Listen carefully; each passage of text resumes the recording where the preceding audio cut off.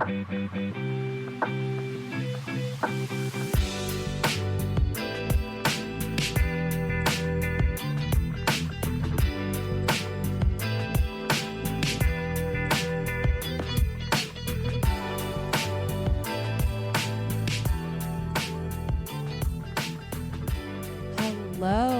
my dear friends. Welcome to Led to Gold, the podcast devoted to discussing all things growth and wellness.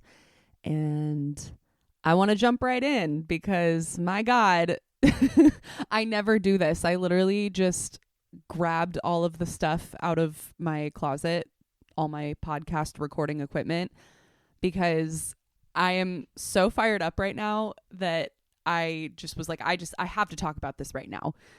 Before I do, let me give the usual podcasty stuff just to get it out of the way, and then we're going to jump right into what's probably going to be a two-parter because I have a lot to say about this. But anyway, if you have not been here before, I just want to welcome you in and say thank you so much, so much for tuning in.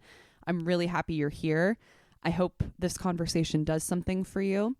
And if it does, I want you to know that Led to Gold is not just a podcast, it is also a blog. So while I'm not currently active on Substack, I do think I'm going to try to get my way over there at some point.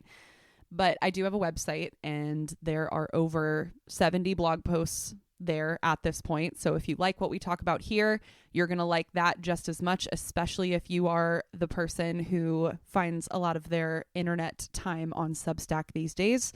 Very similar, just on my own website. The link for that is in the show notes. It is ledtogold.blog. In addition to that, if you really like the content, the conversations that we have here on this show and over there on the blog, I would love it if you would share it with a friend or rate the show wherever you're listening to it. It's the best and easiest way to get others to find it who might need it. And it helps the community grow, which I would ultimately absolutely love for that to happen.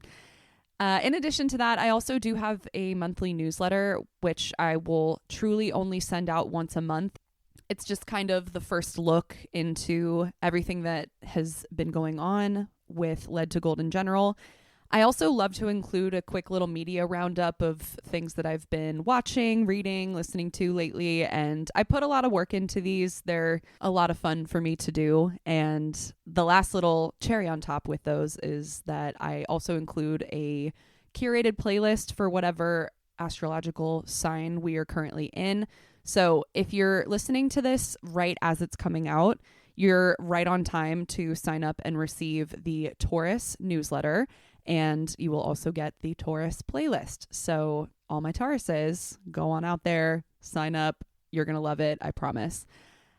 Finally, my work is currently not large enough to garner any sponsorships or any sort of brand deal. So I do all of this in my spare time. It is a passion project. I absolutely love doing it. I have no intention of stopping, but it does help to get a little bit of financial support. So if you are able or willing, I have a whole collection on my blog site, ledtogold.blog, of my art. And that is the current offering that I have. If you want to support me in any way, I would love it if you would go check that out. It's on my shop page, and I do think my art is pretty cute and pretty affordable. So if you're interested, go check it out. Go grab yourself something. They make great gifts. They make great wall art. So, you know, good for everybody. It's a win-win. All right. I think that's everything. Thank you so much again just for being here. If you do all of that, if you do none of that, I'm just happy to have a listening ear. And I really, really need to talk about what the fuck we're going to get into today and probably next week, next 2 weeks as well, because can I just describe to you what my front page of Instagram looked like in the last 15 minutes right before I pulled out all my recording equipment? Can I just explain to you? Can I just draw you a picture? I know everybody has their own echo chambers. I know everybody's For You pages look a little different.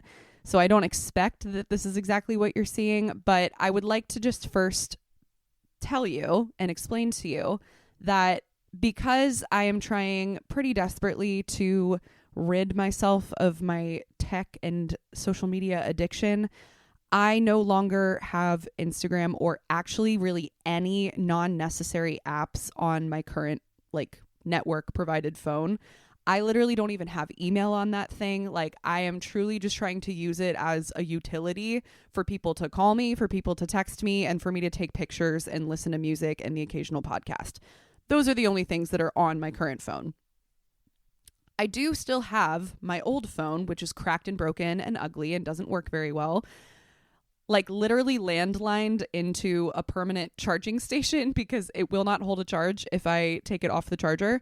So if I want to go on social media on my phone, I have to sit in this one chair. I mean, I guess I don't have to, but I've just set it up this way. I have to sit in one specific chair in my house to scroll on anything. That includes Pinterest, that includes Instagram, that's like all of the things. So I am already making what I would consider to be pretty good strides for me in like breaking that addiction. I'm no longer scrolling in bed, and I feel pretty good about that.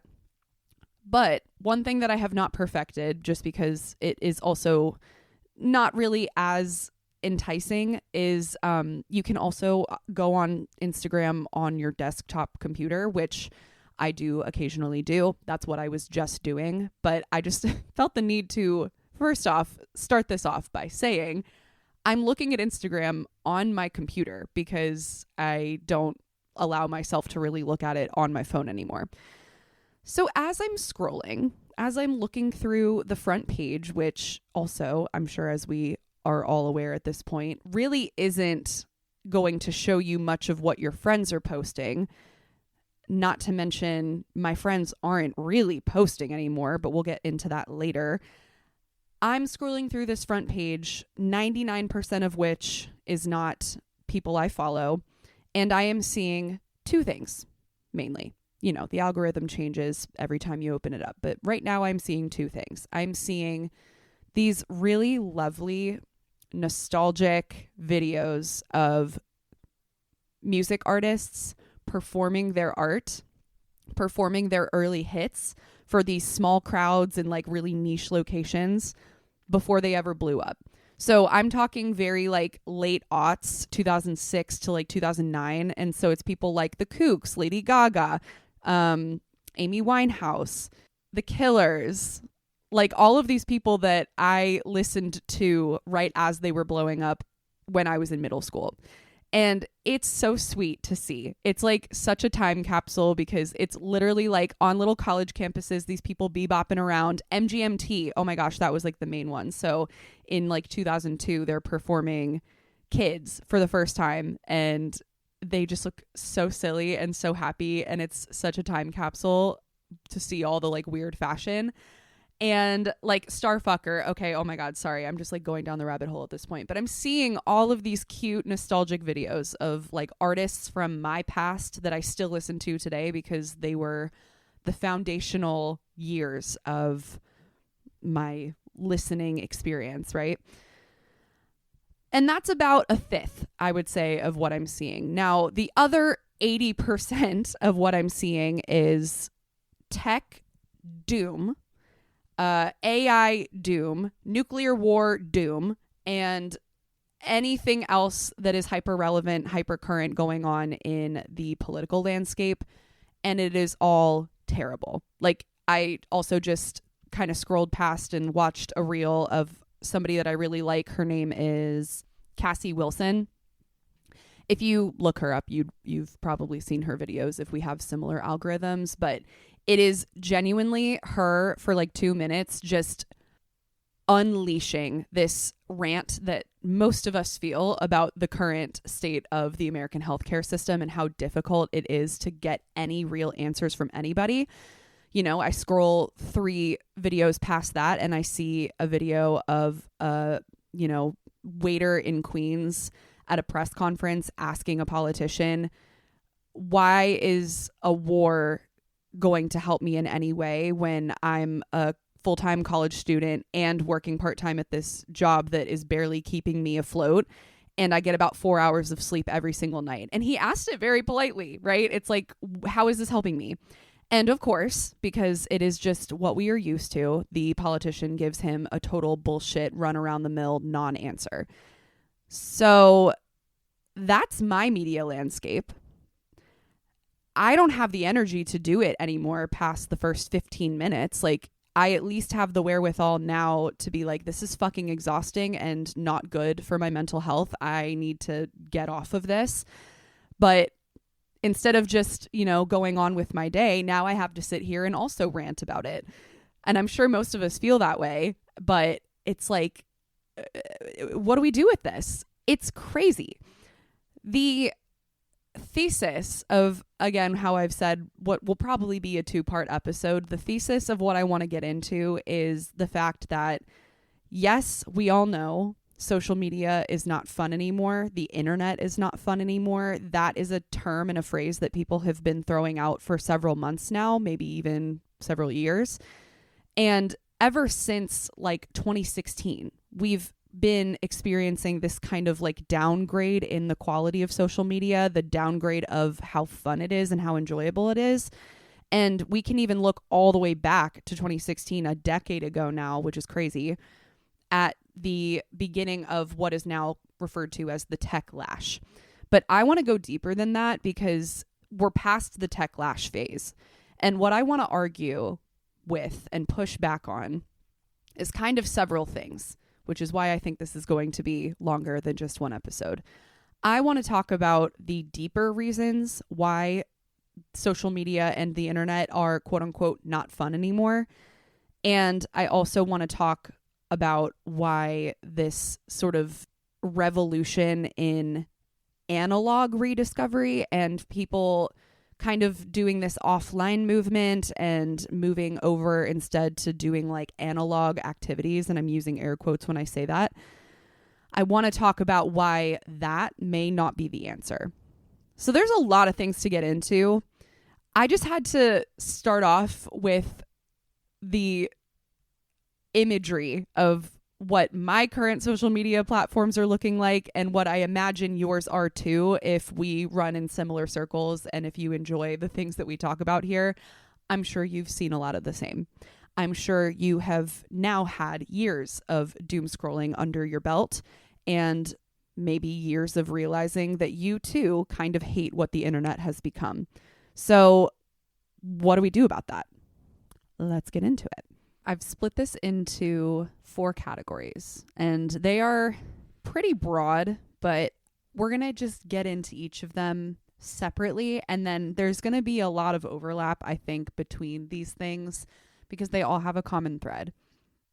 Truthfully, what I want to keep the conversation centered on is the lack of fun, because the internet, whether you were around for the early internet or not, used to be a fun place. It was a good time. It was expansive. It was mysterious. It was kind of like, what are we all doing here?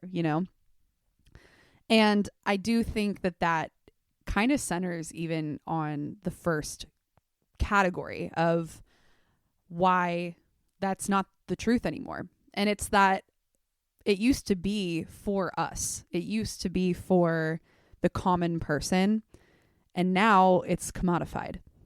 So again, maybe you were around for it, maybe you weren't. I have probably talked about it many times in the past, but I came up on the internet probably in the early 2000s, I would say. I mean, I was a child, but I can remember being active on the internet in various places as early as like 2005, 2004.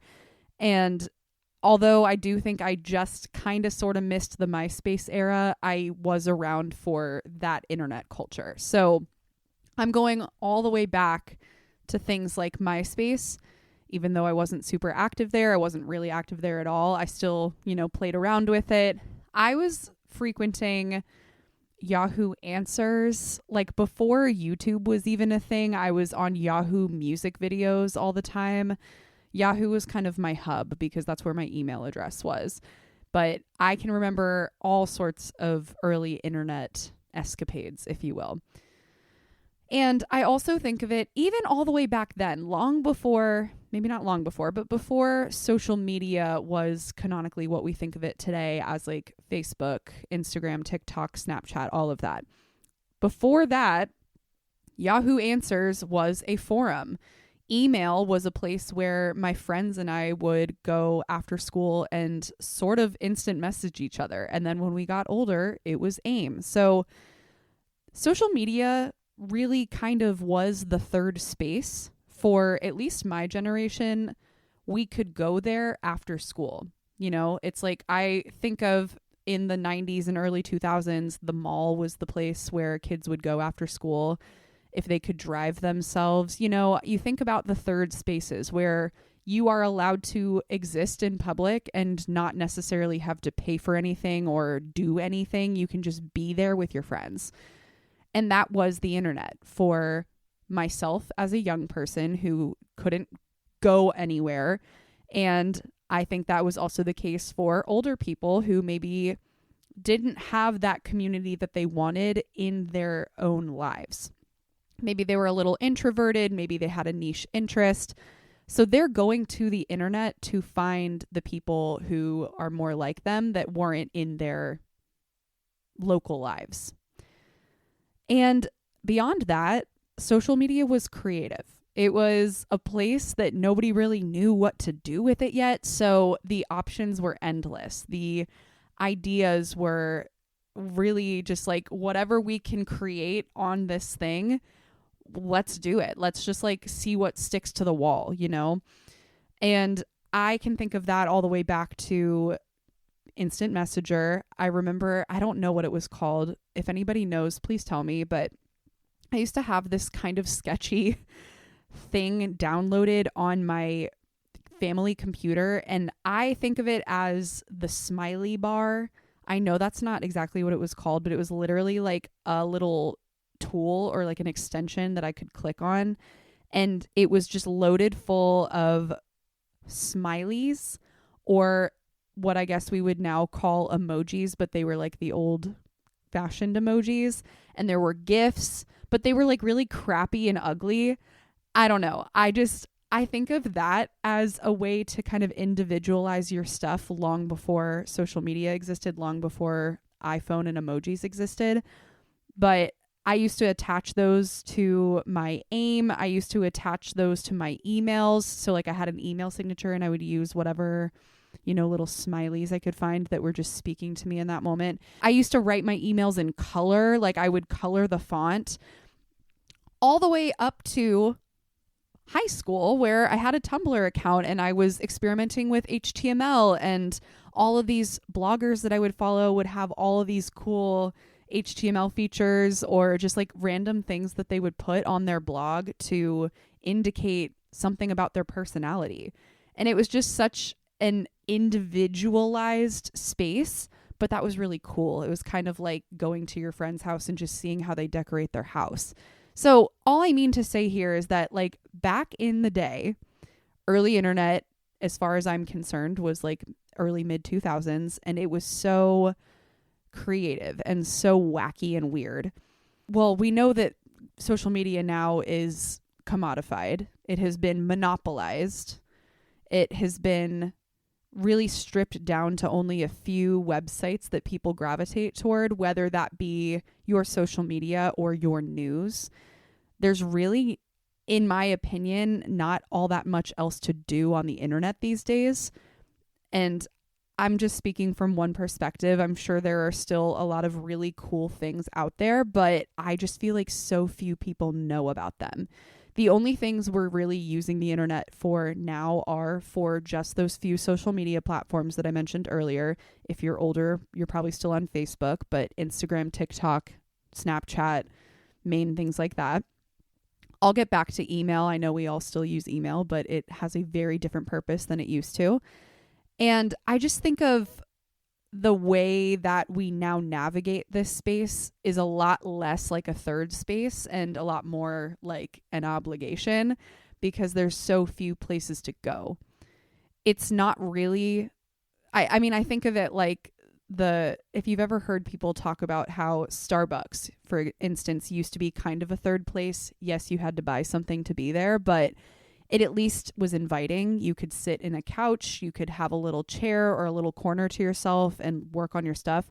But now Starbucks is a place for you to go to the counter, order your pickup order, maybe if you're lucky, sit at the bar, but more likely there's not really anywhere comfortable or inviting to sit. So you order your drink and you leave, or you go through the drive-thru. It's not an inviting place anymore. I think of the internet much in the same way. So not only have our third places disappeared, but we also are now only really accessing these ginormous areas that are overwhelming. You have the infinite scroll of your homepage, whatever website you're using. Everybody uses an infinite scroll nowadays. And it all looks the same. You can't customize your Instagram profile the same way you could customize your MySpace or your Tumblr blog. It has to look a certain way because the Instagram platform looks a certain way. There's only so much individualization you can have. And so we've really taken all of the fun out of the genuine color and personality of our social media, and it now fits into this aesthetic of Instagram, of Snapchat, of TikTok, whatever. So even if your content is creative or different or unique, your platform, your profile is not. So there's only really so much we can do there. In addition to the idea of like, this used to be a place for us, I think of that as, you know, it was a place that was in our best interest. And when I say we or our, I'm talking about the common person, like the everyday internet user. It used to be a place where the common person was doing the work on it and exploring it and building it and navigating it. But now most of the building, again, in social media spaces in particular, I'm not talking from like a niche perspective necessarily, but the internet at large is owned. The platforms that the majority of people use are owned, and they have very specific agendas. So the people who use those platforms are the product, and we are very much treated like a product. It is all for monetary gain. This is almost trite to say at this point, so I really don't even want to go into the whole, like, yes, you are the product if you're using a free platform. I think most of us understand what that means nowadays, and we understand that advertisements are there so that the platform can make money. But just to say it, I want to really reiterate just how pervasive that model has become in the online space. Every single platform that gets any amount of use is going to have ads on it. I don't even fully understand how just looking at an ad makes the platform money, but that's not really for me to understand. I'm not an engineer. I'm not a software person. I just know that that's how it works. So any space that a general population is occupying is going to be filled with advertisements. So we'll get more into that in a little bit. I just wanted to name it here because, again, this is now a place for monetary gain. It's not a place for people to just go roam and be free. It has been commodified. And the last thing I'll say here is just really, this is kind of like the doomy gloomy part, but I do think it needs to be said. This used to be a space for the common person. This used to be a place built by the common person, but the future of the internet is really, as far as it's looking right now, not in our hands. A lot of what is happening with the internet is out of our control, and that's definitely scary.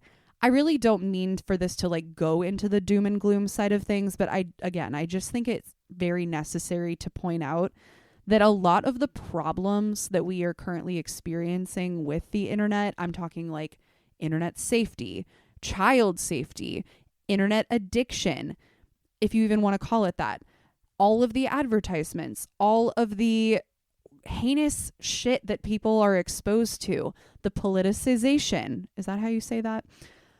all of these problems definitely have solutions, but solving them for the common person often means less money and often means less engagement in the way that shareholders and CEOs of these companies want it.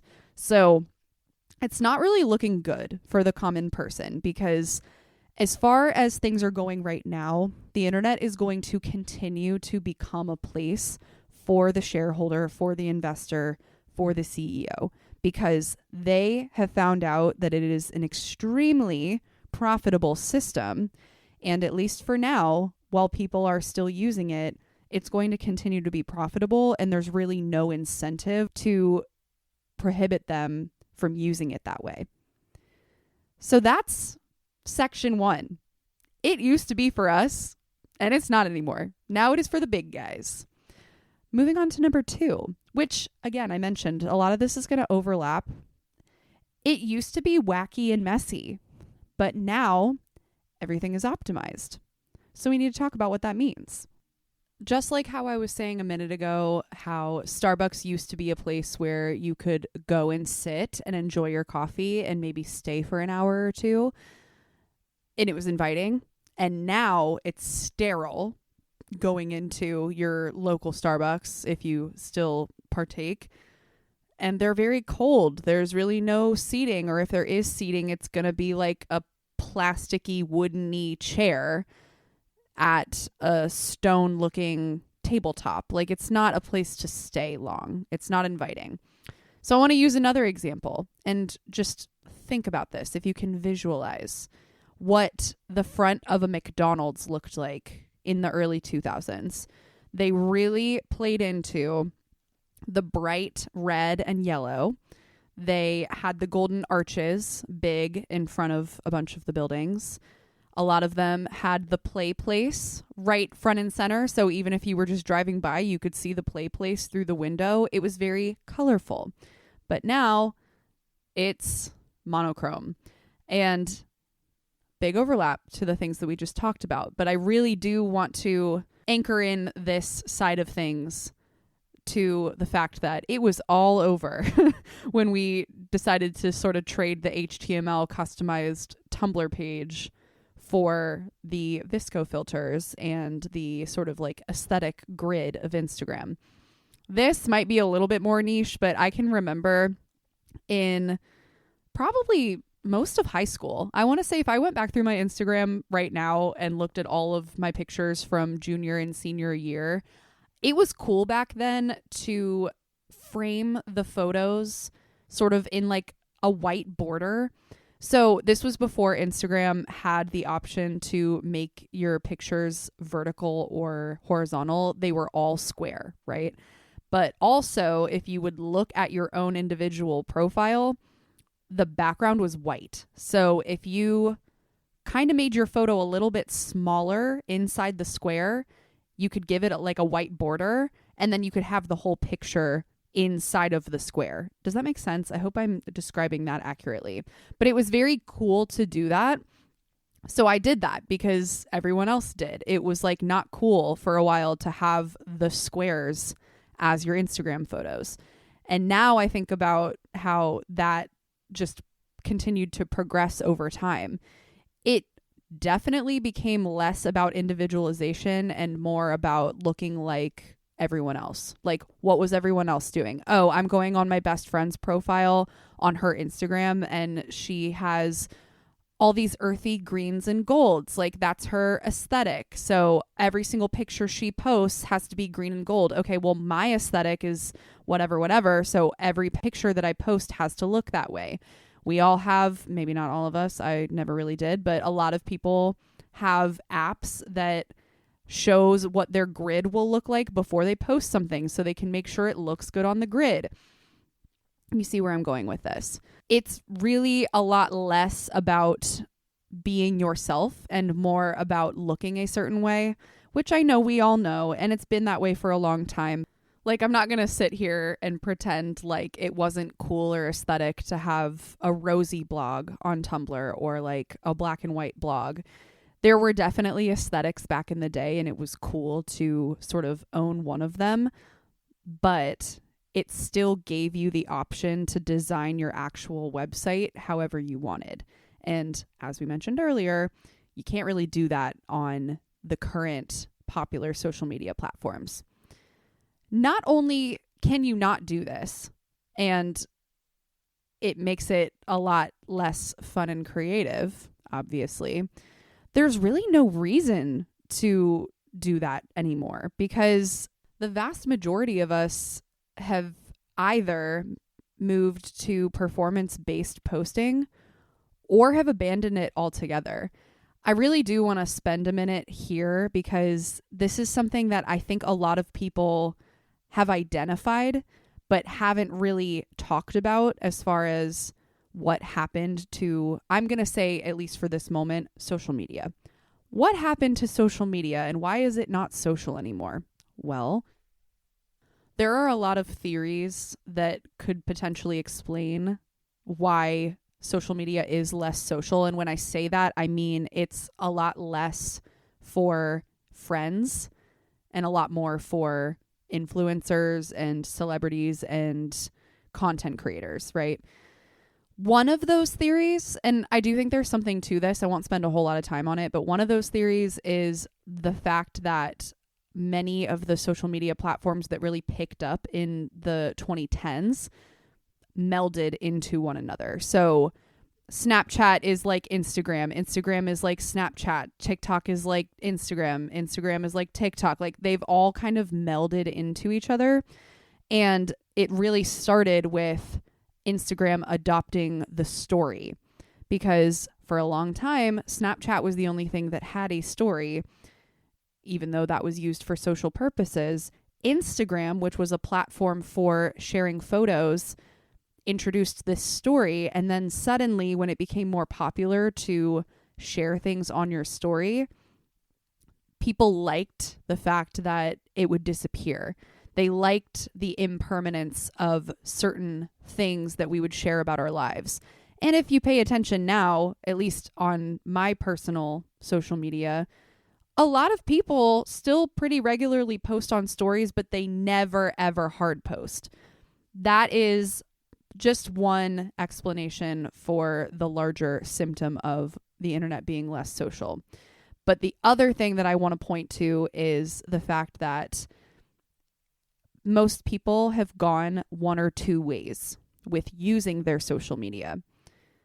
Either you're going to be the kind of person who posts whatever because you want it to perform well. So you're going to be thinking about, how does this look? How should I string these photos together? Should I put a song on it? All of the decisions that go into posting something. Or if the thought of that exhausts you, you're probably in this other brand of people, which is that you do not post anymore, period. I find it exceedingly rare, even for like my wackiest friends that never ever cared about how their social media looked. Even they don't really post anymore. I find it extremely rare that anyone just willy-nilly posts something random like they used to. Because back in the early 2010s Instagram, it was very normal to post a selfie with your mom and being like, we're at brunch, or a picture of your latte at brunch, or posting 3 times a day.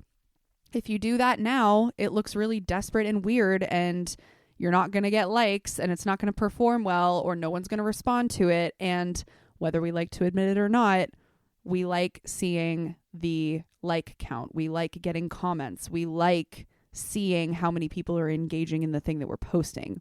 It became all about the performance, or you don't really partake anymore. So that is a symptom of optimization, right? The only purpose now is to either show people something important or get out of the way. And here's the last thing that I will say. There's really no reason anymore to go beyond the current internet that we use, because a For You page is almost always presented. I can think of this obviously in the ways of Instagram and TikTok, where you just click on the tab and there is a For You page. Even the home pages now really aren't the people that you follow. It's the people that look like people you follow. Don't even get me started. But beyond that, and less obvious, but still working much in the same way, if I want to know what the news is for the day, but I don't necessarily immediately go to an actual news website, I'm going to do what most people do and just Google news. Or I can slide right on my phone and there's a little news tab. Okay, it's optimized for me. Even if you just Google it, it's optimized for you. It knows the kind of news that you tend to click on. It knows the headlines that you tend to look at. It's going to give you more of that. And all of this breeds an echo chamber, which is not great, but we'll get more into that in a little bit. That's number 2. It used to be sort of messy, and we used to have to try harder to go and find the things that we wanted to find, but we don't have that anymore. Now it is optimized for constant information. The third section. The internet used to be a meeting ground, but now it's more like a ghost town. Again, a little overlap. I know we've talked about third spaces, but hear me out here. When we go back to the earlier platforms that a lot of people were using, not even just social media, I'm thinking like what I mentioned earlier with email, with Facebook, even the earliest days of like Instagram and TikTok. All of these platforms were for socializing with people that we know. The earliest internet, I'm talking like 90s, that was a lot of forums and email. But the forums obviously they're not going to be people you know. But even back in the 90s, like not everybody had internet. So it wasn't a common ground before the mid 2000s, I would say. But yeah, so we're in these mid 2000s, late 2000s. We're looking at things like email, Facebook, and again, even early Instagram. These platforms were for people who knew each other to go to be like, okay, let's talk more. Again, like my example earlier, where I was too young to be able to drive myself to the mall or to meet my friends at the local Starbucks. So my place to go to socialize with them after school, unless I was literally going to somebody's house, was on email. Like to instant email. I would talk to my elementary school friends and be like, okay, can you get on email tonight? Like, how long can you be on email? Can you like wait for my message? And then we would go back and forth. Then it was AIM. Then it was Facebook. I remember begging my mom to let me get a Facebook in 6th grade because everybody, quote unquote, was on Facebook. And I wanted the same thing that they had, which was a place to go and socialize. But I don't think it's a surprise to anybody now to say that obviously these platforms are not really for socializing with people you know. Very obviously, we're not going to our emails anymore to expect messages from our friends. Very, very, very rarely does that happen. It's the same as like getting actual letters in your mailbox versus spam or bills or stuff that we don't really care about, right? There isn't that social aspect anymore. Most spaces are for audiences now, not really for friends, right? If we're sending out emails, and I think not very many people are really on that end of things, but let's say you have a newsletter like I do. Okay, if you're sending out emails to people, you are probably selling something or at the very least promoting something, right? You're trying to get a message out to the masses. I genuinely cannot remember the last time I sent an email to a person that I knew, unless it was to plan a podcast episode or to share photos. But you see how that's not really the same thing. When was the last time that I got on email and ranted to my best friend who lives in Colorado? Like, No. The last time I did something like that was probably in 7th grade. Same with Facebook. When was the last time I went on Facebook or Instagram because I wanted to see what my best friend in Colorado was up to? Because I wanted to see her latest photo, because I expected something to be there. It's not that way anymore because we don't use these platforms in that social way anymore. So not only is this no longer a place for friends to gather, it's no longer a third place, it's more like the giant overwhelming strip mall. This also makes conversation a lot less genuine. And I think also in a lot of ways we've known this and we've seen this, but very few people I've talked to can really verbalize what that does. But it's interesting. Maybe you've had a similar experience, but several years ago, I got off of social media for 9 months. I think 9 months was the longest I was ever fully off of it. I didn't have the app on my phone. I never checked it. I just purely was not on it. And I noticed that this is it's like a multifaceted thing. Multiple things can be true at the same time. But I found that the people who I regularly talked to online, I never talked to them after that. Sounds pretty obvious, but it's like I had their number. I could have texted them, but I didn't, and they didn't text me. It's just that Instagram was the place where we talked. But even then, the kinds of conversations that we're having on Instagram or online in general are not really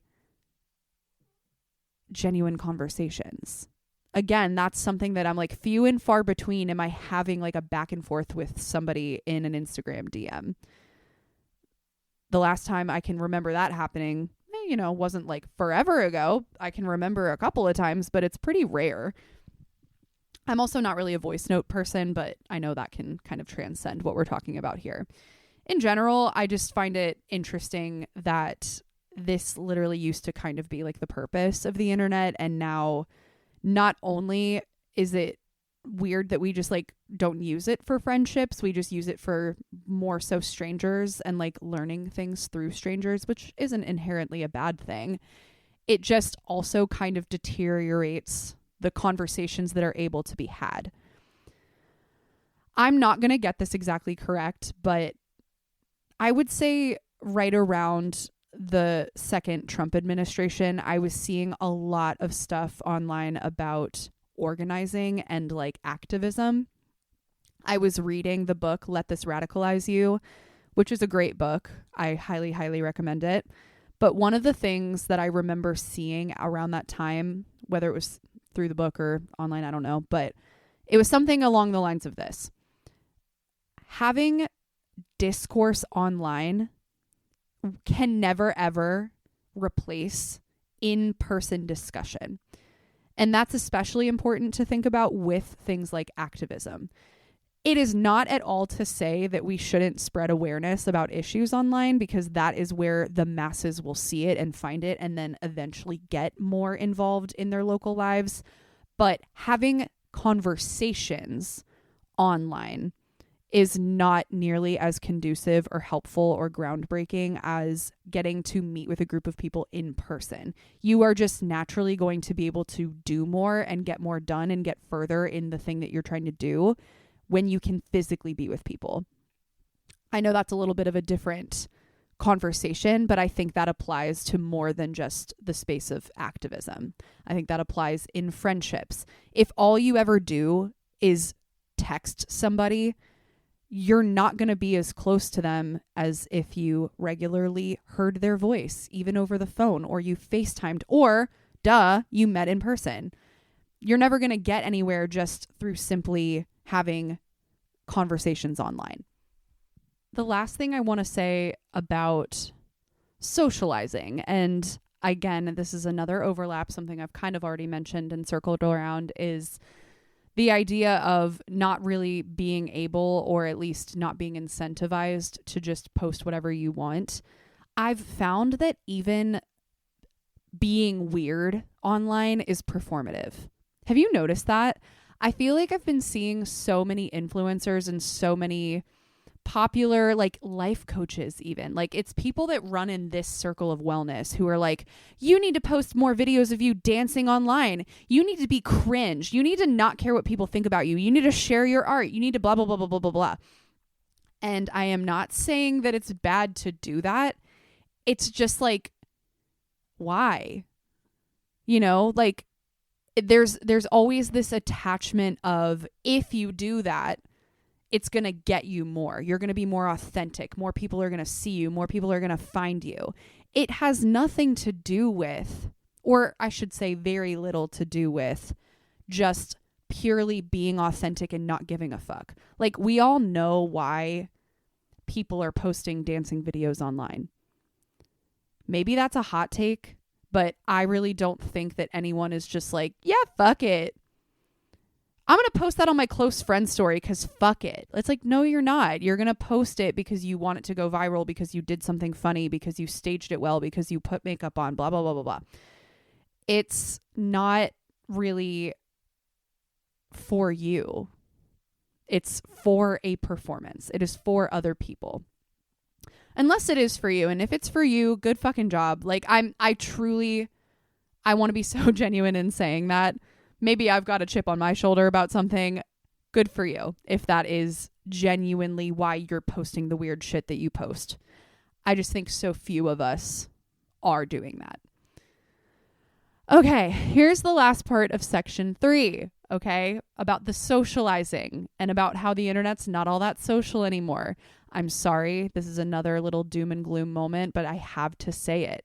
We have to talk a little bit about the dead internet theory. We do. And you know why we do? It's because, yet again, I'm inspired by a fellow podcaster. I'm such a podcast girl. And I was listening to A Bit Fruity earlier this week, who is at this moment probably my favorite podcaster. I'm just so obsessed. Everything they do over there is amazing and fantastic. And like, it makes so much sense. And they were talking about this most recent Chappell Roan scandal. And when I say scandal, I'm not talking about what Chappell Roan did. I'm talking about what the internet did with what she didn't do, right? So if you don't know, I will give the very, very, very long story short. I'm not going to spend a lot of time here, but a few weeks ago, there was like a young fan who saw Chappell Roan at a hotel, and then supposedly Chappell's bodyguard or security went up to this 11-year-old girl and made her cry because he was really aggressive and was like, you're harassing her, blah, blah, blah, blah, blah.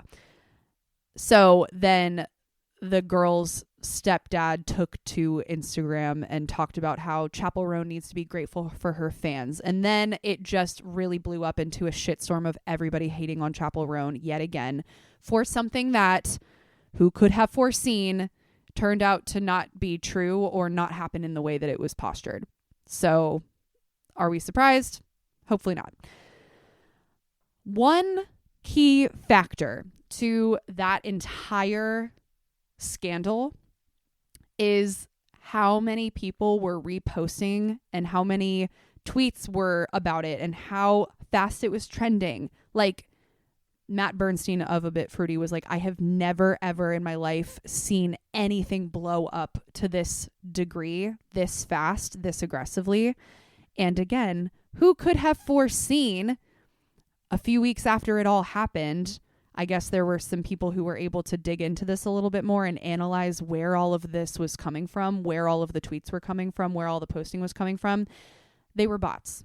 It was all, not all, but like a very, very large majority were bots, were not real accounts, were just trying to fuel this fire. The reasons why they did so, I'm going to let you go listen to that episode and I'm going to put it in the show notes because it is fantastic. But all of that to say, I have always been a little bit skeptical of the dead internet theory, but I think probably the better way to phrase that is I have always hoped that it wasn't true. And the further we get into this weird ass internet landscape, the more I believe it. So that's section 3. And the final section. It used to be free. The internet used to be a free space, and now it is all for rent. Again, I'm sure this is a little bit trite to say, but it is very, very difficult to straight up own anything anymore. It is the very reason why I save and download all of my episodes before I post them to the platform, just in case this platform ever disappears, the platform that I post my RSS feed to, just in case, right? You really can't own anything on the internet anymore. Think about what happened just over a year ago with TikTok, right? I think that was really the first real tangible moment that so many creators and so many people online were like, oh shit, like this could all go away. This could all be taken from me. All of this that I have built over however many years, it could be gone just because a politician or a billionaire decides that they want it gone.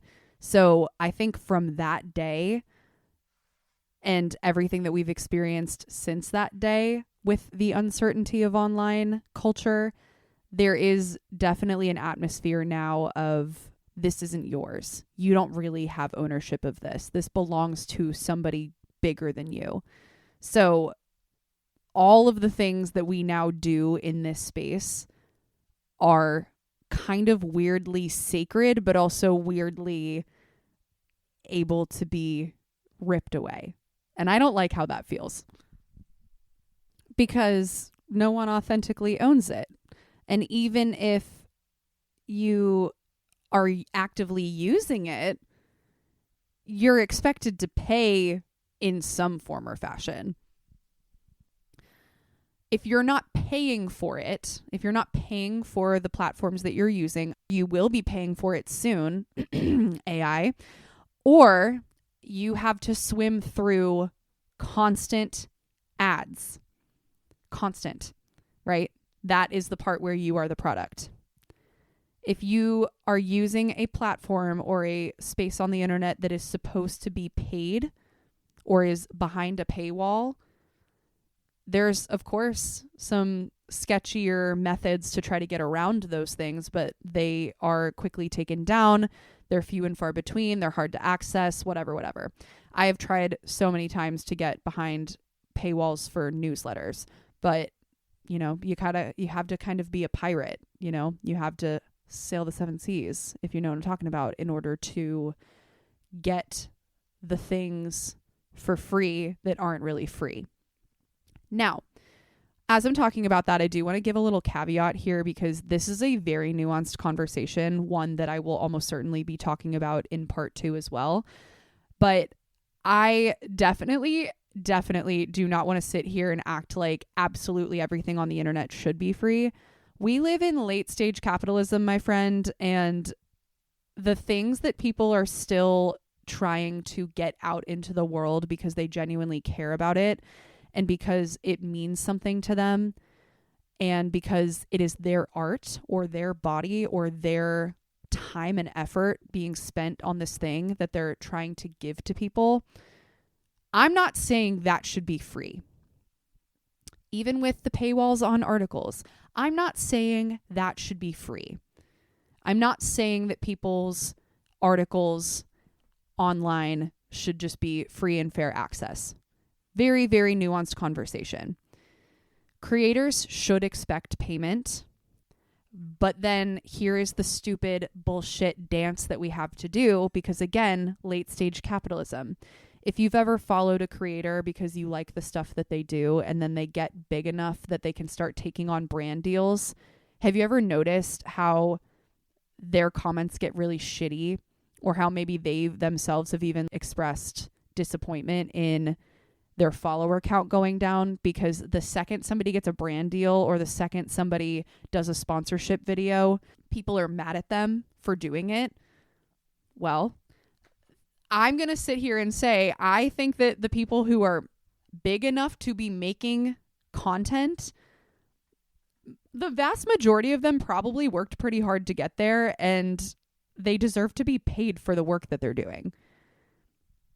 It's never something that anybody wants to do, but in the world that we live in and in this competitive market where already so much of the internet is not free, there is a part of it that insinuates if you're making something, if you're putting it out there, if you're putting a lot of time and effort into it, because let me just be the first to say, as a very small creator who currently does not profit from any of this, it is almost another full-time job. Like, I put a lot of time and effort into this stuff. So the moment where I feel it is appropriate for me to build a Patreon or build some sort of paid subscription, or maybe even take on a few brand deals, you best believe I will, because this is a lot of work. But let's go back to this sort of idea of not really being able to navigate this space without paying for it in some way. Obviously, we have had subscription services for a very long time, but that model, like the social media model of using ads to pay for the thing, the subscription model is also extremely profitable, and people have shown time and time again that no matter how high the prices go, they are still willing to pay it. So this is the problem, right? Is like, not only do we have a laundry list of subscriptions that we debate every time the price goes up, whether or not we want to keep them, it's also the little things like, I'm sure hopefully my listeners aren't getting verification badges on Twitter, but like things like that. Having ad-free tiers of certain apps, using things like TikTok Shop or shopping online in any social media landscape, and all of the specialized tools, right? I mentioned a second ago, like AI currently is free. ChatGPT, I should say, for example, is free, but if you want faster results or more customized blah, blah, I don't even know what they're offering, but you have to pay for that. We used to just pay with our data. That's kind of always been a feature of the internet. But now we're being asked to pay with our data and our dollars, that of which we very likely already have so little of, right? In this economy, as they say. Now, of course, as we've kind of danced around this whole time, not all of your platforms are going to ask you for money, but they're going to low-key ask you for money because you've got ads all over the place. I'm sure all of us at this point have bought something because Instagram gave us an ad for it or TikTok Shop enticed us. It doesn't really matter. If we've been on these social media platforms long enough, we have probably bought something that we saw on these platforms. Not only that, though, don't even get me fucking started on something like a YouTube advertisement where all I want to do is watch the fucking video. Maybe that video is only 2 minutes long, but I have to sit there and watch 3 ads before I can even watch the video that I'm trying to watch.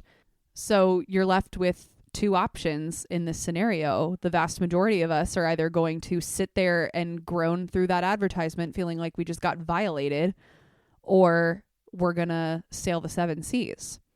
We're going to find an ad blocker that gets rid of those advertisements, and it's not going to be legal, but it's kind of where we're at because we're at such a turning point with how bad the internet landscape of ads has gotten.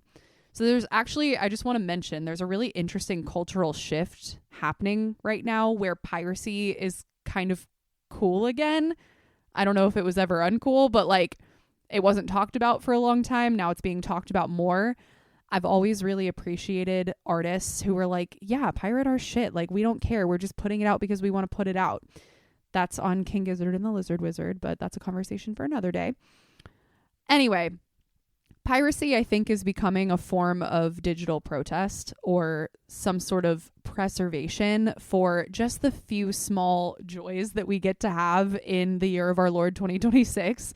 So I think this is really interesting because it kind of is the only way to own something without a recurring monthly bill or without having to sit there and feel violated by advertisement after advertisement. It's definitely a weird form of ownership, but it does kind of allow us that ability in a way. I feel like weirdly piracy has become the bright spot in this part of the conversation, but it really might be the answer for now in what is otherwise a pretty bleak situation. And I find that kind of funny. I just got to be honest. So, like we've been talking about, I guess nothing was ever permanent here, but we didn't really know that in the early internet. We didn't really feel this amount of gravity toward the situation. But yeah, these recent events, man, the past few years, I think, have shown us how we have all essentially been building mansions on sand. That's at least what it feels like to me. So what does all of this do to us? I am never the one to leave an episode on a lower note. I don't even do that to be like, it's all love and light, guys. You know, if you've been here for a while, it is kind of the thing. I want to talk about the hard shit, like the stuff that really, really sucks, and then give us tangible steps to do something about it. But that's why this is going to be a part 2, because as you well know, if you are here, we've been talking about this for almost an hour, and there's still so much more to say. But I'm only just getting to the part where we're really in the, okay, so all of this is in front of us. What are we feeling? How does this land in our bodies? So I just want to preface, like, we're going to get to all of that. We're going to get to the gold part in the next episode. But for right now, I just want to land us in, okay, so all of this insurmountable shit is right in front of our eyes and we're all in the middle of it. How are we feeling? As we've discussed, this is not a very communal or creative space anymore. And when I say this, I mean the internet. Hopefully you still have your comfort podcasts. Hopefully this is one of them. And I do really still feel like this is one of those modes that still feels very real to me. I love at least owning the audio files that I'm putting out into the internet. Even if the internet suddenly went away, I would still at least have them. But this also just feels more like a conversation. All of that to say, podcasting, at least for me right now, feels like a very human space still. And I appreciate that about it. But obviously, in most cases, in most internet spaces, it's not feeling all that communal anymore. Even if we have cultivated or kept some form of that community, even just beyond podcasting. Like, I love a good meme group chat.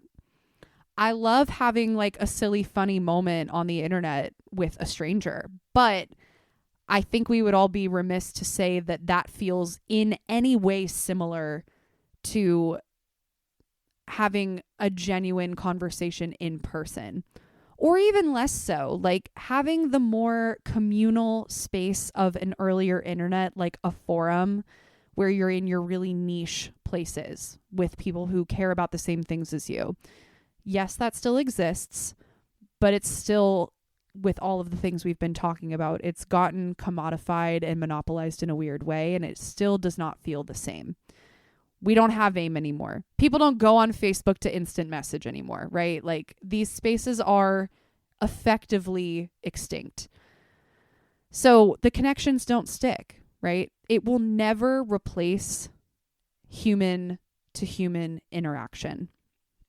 Instead, what all of this has done has breeded urgency in us. It has given us this sense of, you know, optimization, as we've used the word. Like, I have to perform in this way. I have to look at things in this way. I have to save the things that I want to go back to in a certain way so that I'll actually remember to go back to them, which was another episode that I did recently on why your lessons aren't landing. Miss Girl, it's because you're saving too many things that you're never going to come back to, whether that be on social media or otherwise.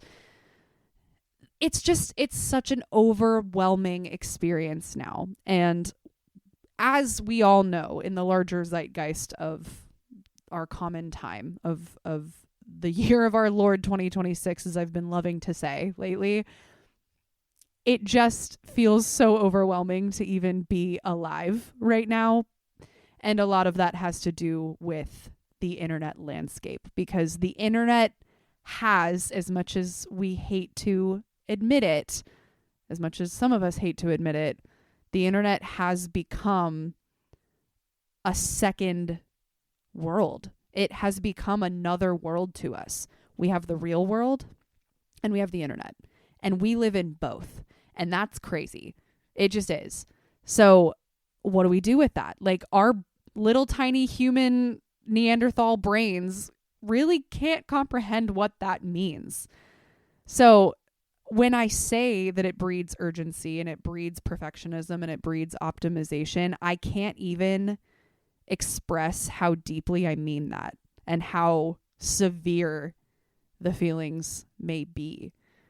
We're less present with ourselves and with others because of the way that we think we need to show up in this second world. And it's just kind of not something that we were built to be able to do long term. So what do we do about that? Well, that's for next time, because we've been here a while and I know that this conversation has gone on a long time. And I'm really not one to have 2-hour conversations here on this platform. So I hope you're okay with ending on a little bit of a cliffhanger. I know I don't normally do that, but I'm really enjoying this conversation and I hope you are too. If you catch this before the part 2 comes out and you have any feedback or any thoughts, please let me know. I would love to include some feedback, some things that I've heard from the homies into this next episode. So do let me know if there's anything at all that you want to share. If you have questions, if you have things that you want to explore further, let's do that. And I just want to thank you so much for being here. But because it has led to gold, I would be remiss if we did not just end the episode with our usual closing ritual, which is a quick little game of We're Not Really Strangers, just to get us all here. If you've listened before, you already know what we're about to do. But if you haven't, this is just a cute little card game with some vulnerable questions. So I'm going to pull one, I'm going to ask it, and I invite you to reflect on it. You can journal about it. You can just think on it. You can let me know as you're letting me know your thoughts for this conversation, whatever you want to do. But here it is. How have you neglected your mental health recently? What is one small way you can make it up to yourself? Whoo! Let's not be too hard on ourselves, guys, because this is a big one. How have I neglected my mental health recently? I'm going to say, I'm really trying to frame this in a way that doesn't make me feel like I'm being too hard on myself. But I just feel like there are a lot of things that I could be doing to feel better in my body, and I'm just not doing them. There's a lot of things that could make me feel better mentally, and I'm just not doing them. But at the same time, I would also like to thank myself, because I was just on spring break. We just went back to school this week, but I spent a lot of that time going slow, being outside, seeing friends for casual little drinks on the patio or nights out or little fires in the backyard. Like, it was a very sweet time. And I finished a book. Like, I never get to do that. It was a nice time to just slow down a little bit. So I do feel like that was a good reset, but it was also, in terms of this question, it was a really good reminder of what feels good to my body. And one of those things is going to get some movement in, like going to the gym, riding my bike, taking walks. I think I need more of that in my life, especially after a little winter slump. And we're pretty good out of winter at this point. It's mid-April as I'm recording this. So that is, I think, well on its way, but it's something that I would like to keep up, because I know that it improves my mental health if I can keep myself active, if I can really just like give my body what it needs, drink more water, eat a little bit more balanced meals. Like all of these were things that I was able to do over spring break that I'm like, okay, great. We did it over spring break, but I wasn't like working. So now I want to do that while I'm working, but it's really hard. It's like a hard thing to maintain. But I know that it is helpful. I'm just trying to think of a way to get myself in that habit and also not make it feel like I'm punishing myself if I don't. I hope that makes sense. I hope somebody out there can relate, because this has been a long-standing like debate within my own mind. But let me know. And think about it for yourself. How have you neglected your mental health recently, and how can you make it up to yourself? I guess what I'll say about making it up to myself is I'm going to just try to incorporate it a little bit more, but that's that. And thank you again for being here. I love you so much. I will see you in 2 weeks for this conversation. And if you want a little bit in the meantime, I've also got stuff coming out on the blog, so you can go check that out. All right. Bye.